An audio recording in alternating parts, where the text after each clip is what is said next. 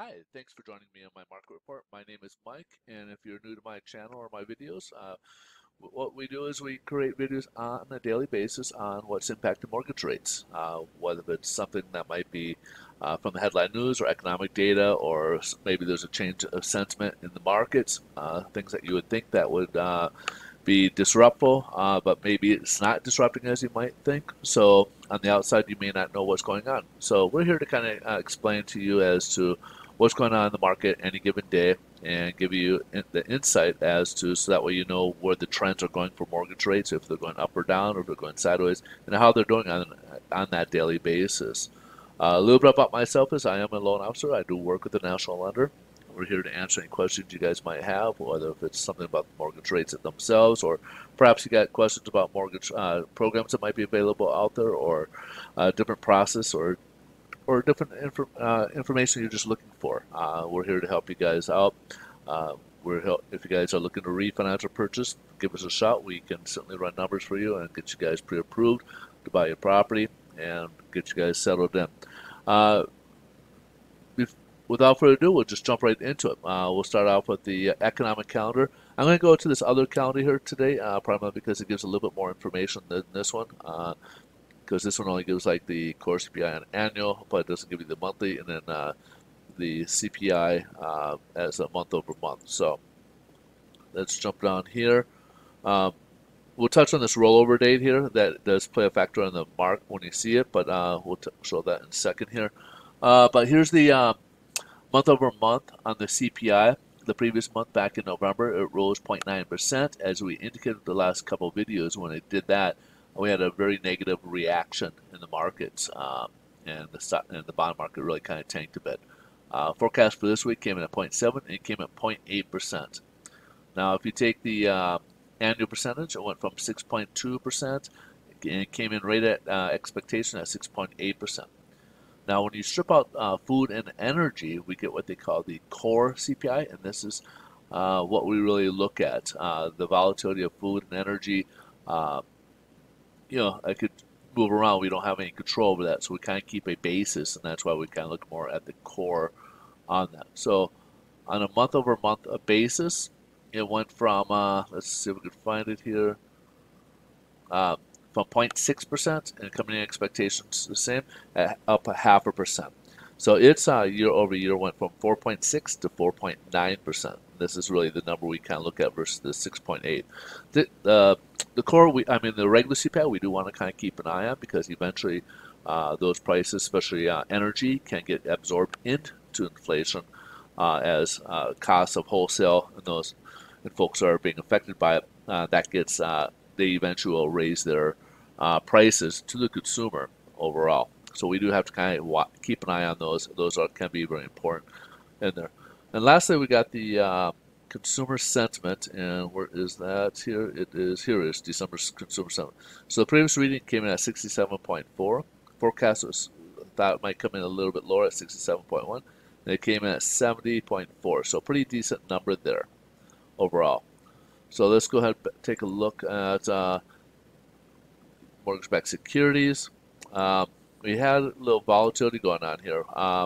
Now, this looks like it should be lower, but we had a rollover. So what that means is that on a monthly basis, bonds will be packaged up and sold onto Wall Street. So that's why we have 30-day locks on these. And so basically the packages that we had that just got packaged up, those were for November, and the ones right here are for December pricing here. So I may get that mixed up, but in any case, they're basically for that month's pricing. That's why I get 30-day locks.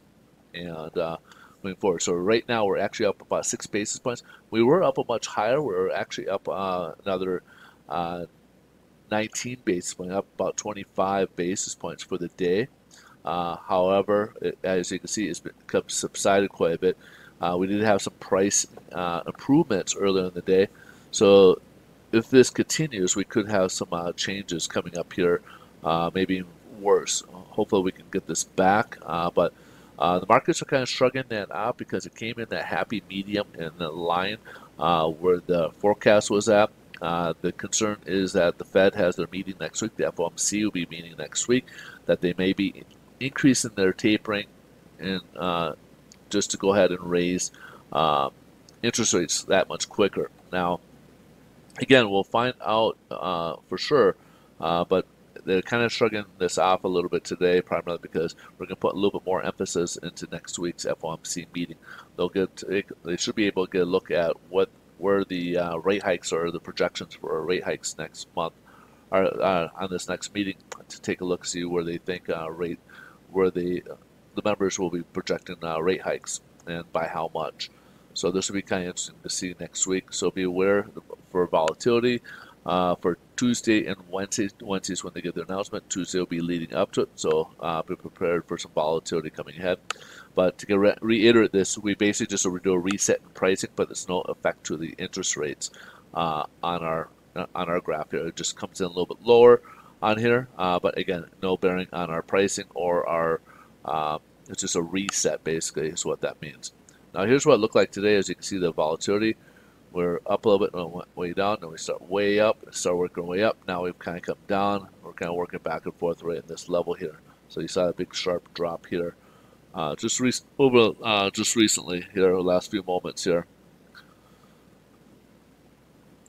And we'll go over, take a look at the 10-year Treasury. 10-year Treasury saw a little bit of flexibility, flexing with that little wick down there below the technical level here. But right now we're seeing about 1.47. It shot down all the way from 1.51 level, right just by the 25-day moving average. I'm sorry, the high was at 152. So we're right near the 25-day moving average, and now we're working our way downwards and seeing a rate about 1.47. So lastly, we'll look at the average rates in the U.S. here, and 30-year will start off at 3.21, and then the 15-year is at 2.55%. Now these are conforming loan limits. They do have points built into these. So, and just to not be confused, rates are not one size fit all. There's a lot of variables go into it, and we take all the variables together, not just one by one.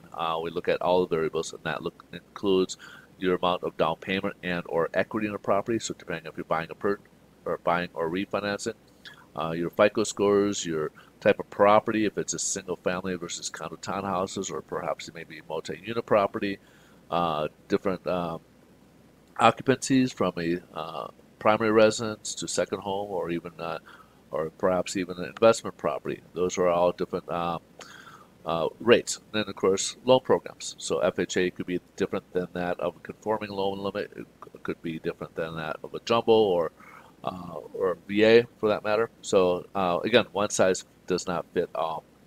Again, if you guys got questions, please reach out. We're call this a wrap for the day. I hope you guys like the video. If you guys do, please help us out and help the channel out by smashing that like button and follow. You guys have a great rest of your weekend. Thanks so much for watching. We'll look forward to see you guys on Monday. Take care.